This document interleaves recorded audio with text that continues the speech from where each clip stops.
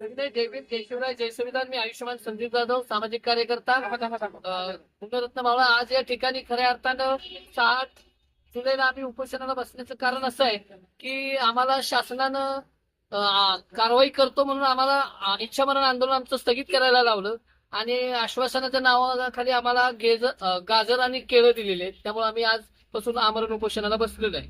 ग्रामपंचायत कर्मचाऱ्याला ग्रामपंचायतीत येऊन मारहाण करण्यात आलेली आहे. अॅट्रॉसिटीचा गुन्हा दाखल होतोय.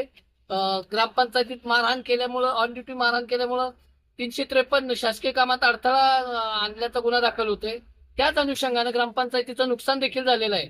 परंतु हे प्रकरण दाबण्यासाठी कोण खुर्ची सम्राट आहे ते या आंदोलनाच्या अंती सर्वांना निश्चितच कळेल अशी आमची अपेक्षा आहे.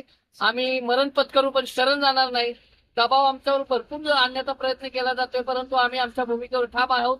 डॉक्टर बाबासाहेब आंबेडकरांच्या प्रतिमांची आणि संविधान उद्देशिकेची विटंबना झालेली आहे. सबबचा व्हिडिओ मी पत्रकारांना पण पाठवलेला आहे. आम्ही अद्दल घडवणारी माणसं आहोत, दंगल घडवणारी नाही. प्रशासनाने एवढ्या विनवण्या करून देखील प्रतिबंधात्मक कारवाई करण्यात आली, जुजबी कारवाई करण्यात आली. याचा आम्हाला खरं तर राग आहे. त्यामुळे आता आमच्या मागण्या इथनं मान्य झाल्याशिवाय आम्ही इथून जागा सोडणार नाही.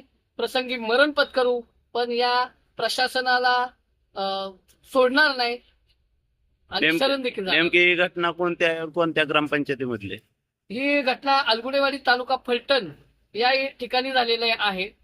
ज्या फलटण मतदारसंघ आज देखील बघा आरक्षित आहे.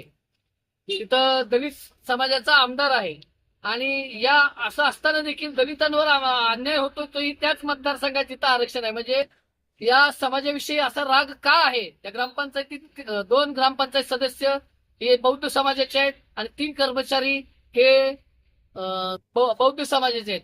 तर अख्खा मारवडा तुमच्या ग्रामपंचायतीनं भरायचा का असं उद्गार काढणाऱ्यांवर आणि त्यांना खऱ्या अर्थानं फूस लावणाऱ्या बापू गुलाबराव राऊत, डॉक्टर प्रवीण निकम आणि मूळ सूत्रधार राजेंद्र रघुनाथ पवार यांना सुद्धा या घटनेत खरं तर आरोपी करायला हवं, कारण हे या घटनेचे मूळ कर्ते करविले आहे.